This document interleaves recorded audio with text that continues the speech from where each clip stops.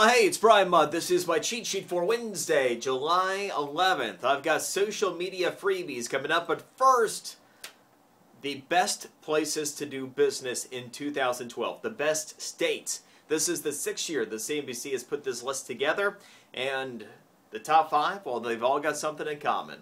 That's very conservatively run governments that end up with low levels of taxation for businesses and individuals. The top 5 states to do business in 2012, number 5, North Dakota, 4, North Carolina, 3, Virginia, number 2 is Utah, and number 1 is Texas. Somehow or another, I'm hearkening back to John Huntsman and Rick Perry and the Republican primary race and some of the things they were saying about their states. The list would suggest that they might have had a point. In any event, how did we do in Florida? We are about mid-pack. We came number 29th this year, and our high points, workforce. We have the 3rd best workforce that is ready to go to work, if we can find it. Our state infrastructure is the 11th best in the country. From a technology standpoint, we're 11th best in the country. Those are our high points. Where we got knocked, well, the cost of doing business, 39th in the country. We know things can be more expensive around here. Education, not good, 42nd.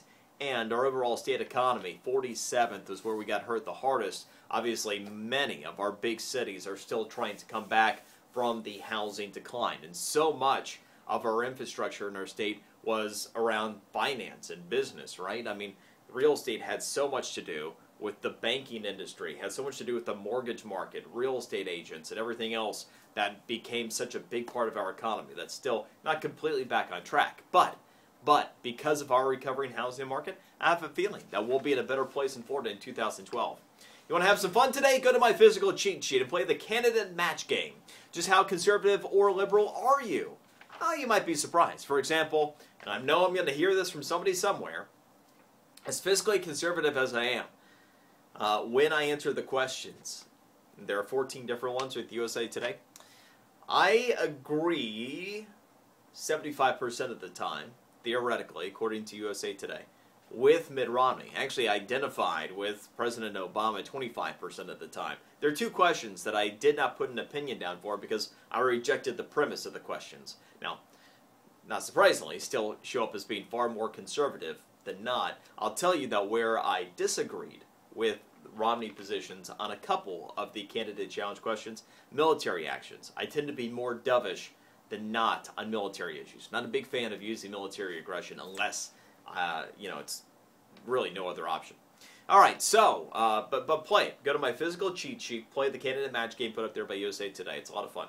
All right, let's talk about best places to be buying and selling a home real quick.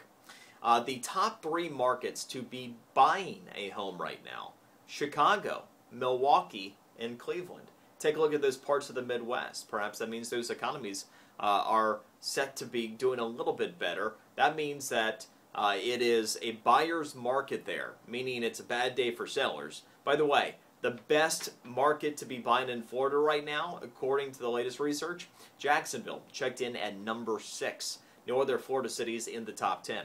Now, in terms of top selling markets, this meaning the tide has turned the other way, and it's a good market for sellers.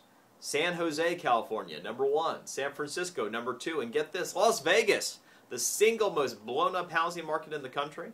Las Vegas, actually number 3 for sellers right now, showing you that things have turned around quite a bit in Vegas.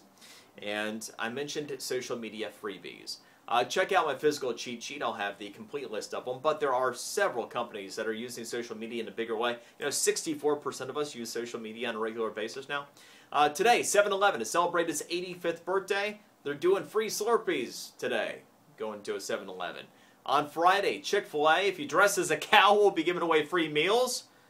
And Starbucks on Friday, noon to 3, will be giving away free energy drinks from their new energy drink line. Just some of the many things that are going on in social media if you take advantage of some of the company's freebies. Check out my physical cheat sheet today, will you? And we will see you tomorrow.